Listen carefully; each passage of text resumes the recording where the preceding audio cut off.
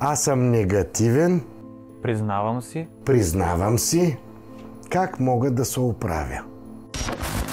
Добре, от какво се е породил този парадокс тогава? Ама те какво ще ми кажат? И се замислям. Абе чакай бе, Ивомире. Ами ако се окаже вярно? И аз продължавам да си мисля, че съм си тъп, с което заформям себе си като тъп, но нежеланието да получа конкретен отговор от околната среда ме кара да продължавам да си мисля колко съм тъп, но няма да попитам дали изглеждам тъп в очите на другите.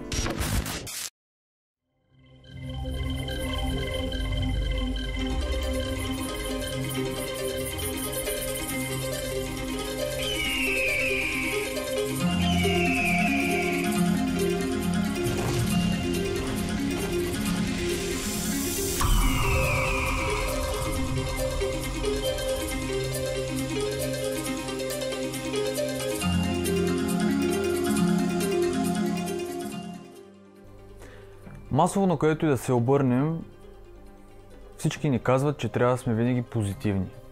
Всички ни казват, независимо какво, ти трябва да си супер позитивен и всичко ще бъде наред. Само че в цялото това нещо забравяме, че ние имаме и другата си страна. Понякога просто не се чувстваме добре. Арогантни сме, нервим се и дори не си го признаваме. Добре дошли в новият епизод на Заедно за едно, в който ще покажем с едно много интересно упражнение, всъщност, че ние сме също толкова позитивни, колкото и негативни. И в това няма нищо лошо, а даже напротив, колкото по-рано го осъзнаем, толкова по-добре. Здравей отново, Иво! Защо не може да сме 100% позитивни и защо това е една голяма заблуда всъщност? Не би ли трябвало всичко да е наред? Аз си мисля, че всичко ще е супер, позитивен съм, животът е прекрасен. Закона за съществуване казва, че за да съществува един елемент във всичко, което е необходимо да бъде изграден от две полярности. В противен случай няма как да познаем себе си. Двете полярности не правят изключение и за позитивното и негативното. Двете полярности са двете страни на едно и също нещо.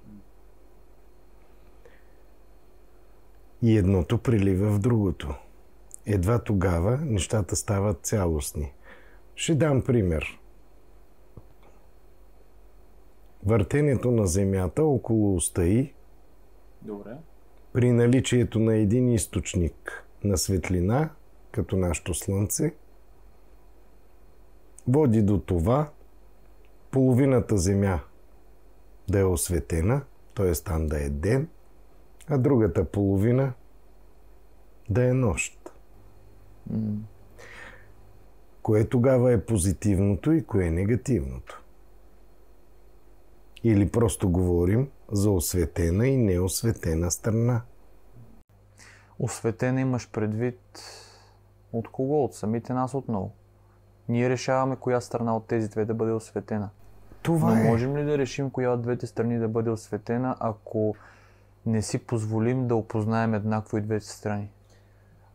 Ами всъщност ние осветяваме винаги едната страна, защото фокуса винаги ни пада върху едната половинка. Но така или иначе при това безкрайно въртене, в което сме, всъщност осветяваме всичко. Идеята е да погледнем малко по-глобално на себе си като съществуващи елементи във всичко, което е, които съдържат и двете полярности. Как практически можем да погледнем себе си от по-глобална гледна точка? Чрез околната среда. Тогава е валиден принципа: гредата в собственото си око не виждам, но сламките в окото на другите забелязвам веднага. Затова ли е по-лесно да даваш акъл на някой отстрани, а не да го прилагаш за самия теб? Ами той самия трудно би видял собствената си греда и тогава е по-лесно вие да му подскажете по какъв начин се вижда неговото поведение, състояние, настроение и така нататък.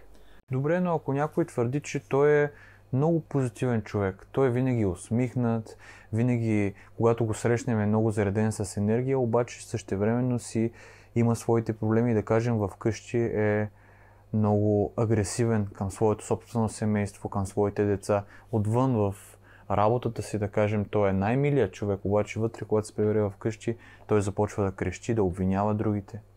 Позитивен ли е или? Ами това е много често срещано явление от гледна точка на това, че ние представяме себе си така, както бихме искали да изглеждаме в съответната среда. Представяме себе си така, както бихме искали да изглеждаме в съответната среда. Този модел на представяне наричаме маска. Тоест ние слагаме маската на усмихнатия, позитивния човек, като по този начин игнорираме другата си половинка. Онази, която остава за нас непозната. Но тя никога не изчезва в такъв случай. Докато съществуваме и тя ще съществува. Иначе ние самите ще изчезнем. Тоест 100% позитивни няма.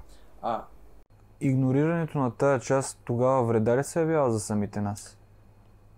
Ни изследва на час, ако мога така да отговоря. И тук е идеята, че ние винаги желаем да представим себе си като позитивни. Защото така ни е научило обществото. Може ли обществото, което ние творим, да ни учи на нещо, или ние сме избрали това състояние да представяме себе си пред изградената от нас околна среда по определен начин? Добре, ние ако сме решили да го изградим щастливо и позитивно, защо ще слагаме маска пред същото това, което сме изградили и няма да бъдем толкова позитивни и щастливи? Идеята е, че вътрешните ни състояния обикновенно смятаме за твърде лични. Онова лично пространство, което съществува вътре в нас и което не желаем да представим, да разголим себе си пред другите. Причината за това е, че смятаме, че е необходимо да имаме скрити моменти, тайни моменти от околната среда. Ако обаче разгледаме закона за съществуване и творение, цялото е ум, света е ментален и всички сме в единение, ще осъзнаем, че това е абсолютно безмислено, един парадокс, който е... Добре, какво се е породил този парадокс тогава? Кога е било момента, в който той се е породил, ако закона е този и по презумпция ние сме и двете? В момента, в който спрем да изследваме едната си страна. Ние приемаме, че имаме негативни черти, защото ги чуваме от обществото, чуваме ги от околната среда около нас. И знаем, че имаме такива. Особеният момент, ако позволиш да вметна, е, че ние ги чуваме като негативни от околната среда, за да ги добавим и да ги превърнем в позитивни, ако позволиш. Ами нали казахме, ние сме познатото и непознатото в себе си. Онова, което не познаваме, приемаме за негативно. А то всъщност може да са едни от най-добрите наши качества, едни от най-добрите наши възможности, таланти дори. Защо не можем да сме 100% позитивни тогава? Ако би го казал практично. Първо поради причината, че ще изчезнем. Ако гледаме само едната полярност и тя е само позитивност и не съществува другата, ние няма как да съществуваме. Няма с какво да сравним себе си. Тоест, всичко това, което ние познаваме като определението позитивно мислене, то води до наше ограничение. То е затваряне. Именно затваряме себе си в едно огромно ограничение и това го подсказва дървото на живота. Ако разгледаме себе си като акт на мислене в нищото, от акта на мислене се проявяваха двойка фотони. Добре, ефекта на Хонг-Танг ги разтегля. Разтегля ги, образуваме си едно пространство-време. Супер. И така получаваме така наречения Светия Граал. В момента, в който изберем плюса, който ние самите да разглеждаме, тъй като желаем да бъдем позитивни, ние вече сме игнорирали 50% от нашето проявление. 50% от себе си вече не го разглеждаме. Игнорираме го. Добре. Фокусирайки се върху тези 50% да бъдем позитивни, те за да съществуват като 50%, отново е необходимо да имат две полярности. И ние ако сме хванали пътеката на плюса, от тези две полярности, нали пак отново ще изберем плюса. Естествено. Искаме да бъдем положителни, но вече на 25%. И така отново, следвайки своето собствено развитие, за да съществуват тези 25%, пак се проявяват двойка фотони. Пак се проявяват същите две полярности, вече на 12% и половина, и ние отново избираме плюса, отново се появяват, за да съществуват тези 12% двете полярности. По този начин ние отново избираме плюса на 6,25% и така стигаме до 3,125% положителни характеристики. И тук е интересният момент. Мозъка, който обработва около 4% от информацията, успява да се справи с тези 3% и обявява себе си за 100% позитивен. А всъщност, в този миг, изследвайки само своята положителна страна, ние сме 3,125% позитивни и 86,875% негативни. 96. Извинявам се, 96. Тоест, ние на почти 97% сме негативни, но сме обявили себе си за 100% позитивни. Добре.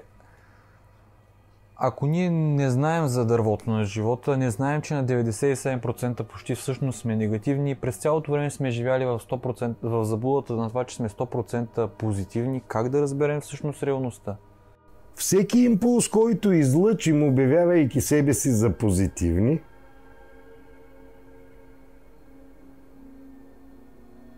ще бъде в какво процентно съотношение спрямо околната среда. На всеки 100 добри действия, които ние правим, ще получаваме 97 негативни отговора от околната среда, защото тя е точно отражение на нас самите, и само 3% от тази среда ще се реализира като позитивна. И тогава как ще изглежда нашия свят? Едва ще успяваме в всичките години, които живеем, да виждаме позитивното. И не се ли случва точно това? И ще се чудим всъщност къде е красивия живот. И ще обявим живот. средата за негативна, а не себе си. Отново, въпреки това, което ни се показва. Да, защото осъзнали ли сме, че ние работим само с 3%? Добре, ако няма подадената информация. Ако няма кой да ни го покаже това, как ще разберем ние за това цялото нещо? Ако никой не ни се появи и не ни каже, че всъщност ние живеем в една голяма заблуда. Или може би хората ни се появяват и ни го казват, но ние с натрупването на отхвърлянето вече изцяло изключваме това, че някой е дошъл да ни помогне. Самото отхвърляне ни става навик. И ние започваме да отхвърляме всеки, който ни каже, има и друг път. Може ли да добавим, че отхвърлянето става нашия наркотик тогава? Нашата дрога. Нашата дрога, да. Тя ни поддържа в онова самозаблудено състояние, че ние сме 100% позитивни. Тоест ние не осъзнаваме, че сме пристрастени към отхвърлянето на това, че живеем в заблудата, че сме 100% позитивни. Да. Вау. И това не е ли супер по-сложно, отколкото просто да изследваме това, което все още не сме правили? Много по-сложно е, защото ако тръгнем по същата схема, на отрицателните си характеристики, пак до петата стъпка ще достигнем до същите 3,125%, които мозъка какво може да направи? Да обработи и приеме. Но ако мозъка може да обработи и приеме 3,125%, тъй като работи, да речем, с 4% от своя капацитет, това означава, че самия мозък, като ум, като логика, като действия, може да предизвика нас самите да се справим с 3,125% от своите негативни черти. В момента, в който се справим с тях и ги опознаем, те в какво се превръщат? В познати и позитивни. И всъщност в удоволствие от това, че ги имаме, че ги притежаваме. И че сме ги опознали. 4% с добавените 3, които сме променили, се превръщат в 7,125%. И тогава следващите 6,25% какво можем да направим? Отново да обработим, отново да трансформираме и изследваме и опознаем. И така в един момент ние се явяваме с 13%, които могат да изследват 12,5%, и така става 26 почти, които могат да обработят 25%, и в един момент ние работим с 51% позитивни нагласи срещу 49% негативни. Какво означава този 1% разлика? Този 1% е всъщност умението да използваме негативните си качества и характеристики в полза на околната среда. Умението да използваме негативните си качества и характеристики в полза на околната среда. Ще ти дам един прост пример. Аз обичам много да говоря и дори съм досаден. Това е негативна черта. Ами тогава, ако се обърна към околната среда и стана лектор, тази моя негативна черта да говоря много се превръща в една от най-добрите ползи за околната среда, тъй като аз като лектор мога да предам много бързо и лесно цялата информация, която съм натрупал, притежавал и изследвал през всичките години досега. И тогава моето многословно говорене се превръща в този 1% плюс.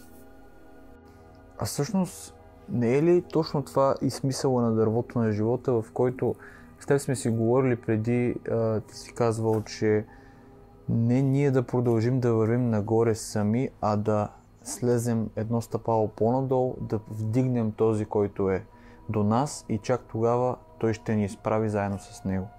Това, което казваш, е взаимодействието с околната среда. След като ние сме приели да изследваме своите негативни характеристики, а не да се обявяваме за позитивни, и ги изследваме достатъчно добре, на практика ние синхронизираме себе си като позитивни и негативни черти.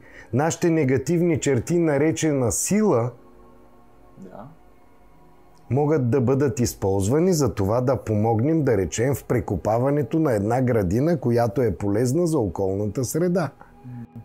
Добре, ако нашата негативна черта е, например, това да сме много яростни, да крещим, как можем да го обърнем в позитивен аспект? Да помислим, къде е необходимо да се крещи?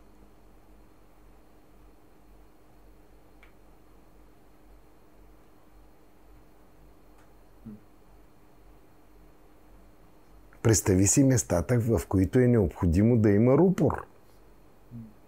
Тоест високоговорител, чрез който да говорим на хората. Чудесно, този, който може да крещи, след малко обработка може да стане един прекрасен площаден оратор. Тоест ти искаш да кажеш, че дори с крещене ти можеш да изразяваш любов. Разбира се. Благодарността и любовта е заложена честота, тъй като ние сме източници. Идеята е просто да приемем, че съдържаме и двете полярности в себе си. Да обследваме негативните си черти, да обследваме позитивните си черти. Онзи облак от вероятности, който представляваме самите ние, и тогава да приложим тези характеристики адаптивно и адекватно към околната среда, с посока към самата среда, вън от себе си. Тоест, много е важно тук да се отбележи, че това, което показваш в момента, не означава да изследваме само негативните си страни. Напротив, не просто да изследваме негативните черти и характеристики в себе си, а да търсим варианти да ги трансформираме по такъв начин, че да бъдат адаптивни за околната среда. Т.е. в момента, в който видим, че имаме дадена негативна характеристика, по-скоро да се обърнем към околната среда и да питаме другите. Аз имам такива и такива негативни черти.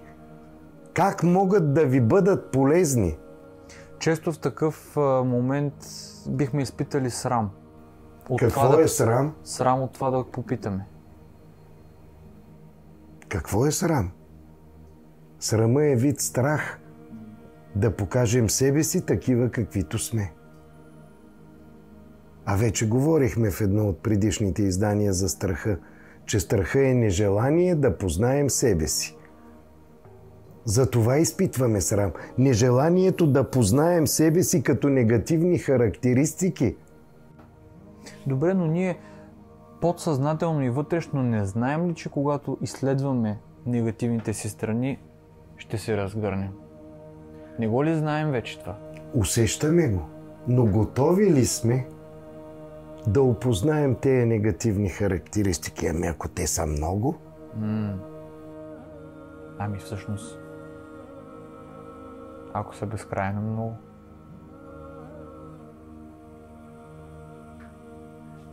Притесняваме ли се от това, че в един момент те няма да свършат или че те ще свършат и ние няма да имаме какво да правим? Нали стигнахме до идеята да попитаме околната среда? И гледай сега какво се получава. Аз имам някакви негативни характеристики. Единственият начин да разбера за тези негативни характеристики, как мога да ги оправя, е да попитам околната среда, тъй като тя ще види гредата в моето око много добре. Дори и сламки да има, пак ще ги види. И тогава решаваме... Дай пример, моля те. Да се обърнем към околната среда и да попитаме. Аз съм негативен. Признавам си. Как мога да се оправя? Това вярно ли е, което аз смятам за себе си, или не е вярно? Защото може и да се самозаблуждавам, че тези негативни характеристики, те са негативни само за мене. Може би за околната среда са полезни. Добре, колко аспекта от нашата околна среда трябва да попитаме, за да сме адекватни и да разберем дали всъщност са полезни или не?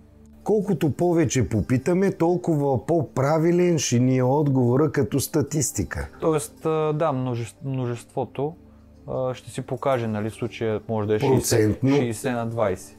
80 на 20 или 60 на 40 и така нататък. Но това ще ни покаже доколко тези негативни характеристики и ние се приготвяме вече да попитаме. И питаме. И тръгваме да питаме. И в този момент се проявява 8-мия принцип. Стремежа към каквото и да е се проявява едновременно със своята противоположност. Тоест, стремежа да познаем негативните си страни, веднага се проявява заедно с съмнението да ги познаем. И си казваме, ами аз сега ще ги питам, примерно, дали съм тъп. Ама те какво ще ми кажат? И се замислям, абе чакай бе, Ивомире, ами ако се окаже вярно. И аз продължавам да си мисля, че съм си тъп, с което заформям себе си като тъп, но нежеланието да получа конкретен отговор от околната среда ме кара да продължавам да си мисля колко съм тъп, но няма да попитам дали изглеждам тъп в очите на другите. Това същото ли е като израза аз си мисля, че ти си мислиш, че аз съм идиот? Това е. И вместо да попитам дали си идиот, аз си мисля, че ти си мислиш, че аз съм идиот. Всъщност, кой си мисли за идиота? Ти самия. Тоест, ти избираш това състояние на идиота, форматираш околната среда и не смееш дори да я попиташ. Защото ако се окаже вярно... Какво ще правя? И продължавам да си мисля, че аз съм идиот. Че съм идиот, при условие, че другите дори не знаят за това. А в същото време думичката идиот идва от идея. Човек пълен с идеи. Думичката кретен идва от креатив и тен. Креативен на 10-та степен, примерно. Тоест във всяко едно такова нещо, което на пръв поглед може да ни звучи парадоксално, парадоксално и страшно, ние можем да намерим забавата. И забавата, да. Да станем като децата. Това е идеята. И докато изследваме негативното себе си, ние хармонизираме себе си като позитивно и негативно. И тогава идва следващия момент. Заформили себе си като една цялостна клетка, ние изведнъж стигаме до идеята, че ние сме хармонизирани, а не позитивни и тръгваме да търсим в околната среда други такива елементи, които са хармонизирани. Защо? И попадаме на нашата половинка. В момента, в който открием половинката, и тя също е хармонизирана, тя се явява наша полярност. Самата половинка, която е хармонизирана след като ние сме хармонизирани. Еми да, тя няма да е мъж. Тя ще е жена. В този аспект тя се явява друга полярност. Но дори и да е мъж, той отново е друга полярност, тъй като той не може да бъде ти. Тоест, дори и ние да сме супер вече хармонизирани, принципът продължава да действа и във всичко, което на всички нива. И рода е на всички нива.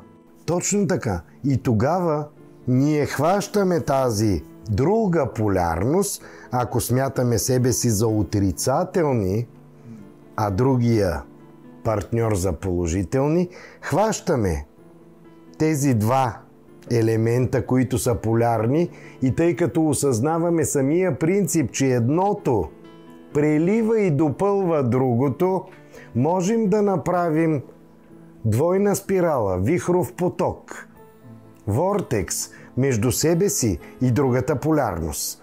И тогава какво се случва? Завихреме двете полярности, при това завихрене ние ги изследваме и изучаваме и двете полярности, и себе си, и партньора до себе си. В цялата тази ситуация получаваме огромна енергия за творене. Докато хармонизираме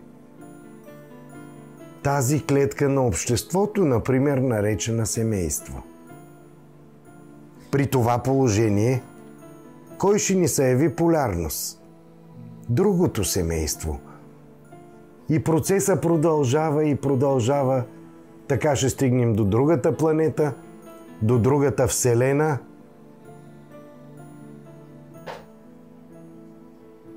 Докато хармонизираме всичко, което е, но тъй като то е безкрайно, този процес никога няма да свърши. Мисля, че съвсем спокойно можем да спрем до тук и да оставим нашите зрители да си помислят. Благодаря ви на всички. Не забравяйте да оставяте коментари, да задавате вашите въпроси. Ако имате желание да си вземете някой от поредицата Енциклопедия Когиталност, всичко ще бъде в описанието за по-подробно разбиране. Всичко това е обяснено и там, с картинки, с още обяснения и определения, с термини за всеки както му е най-добре да го разбере и да го приеме. Благодарим ви, че бяхте с нас и до следващото видео.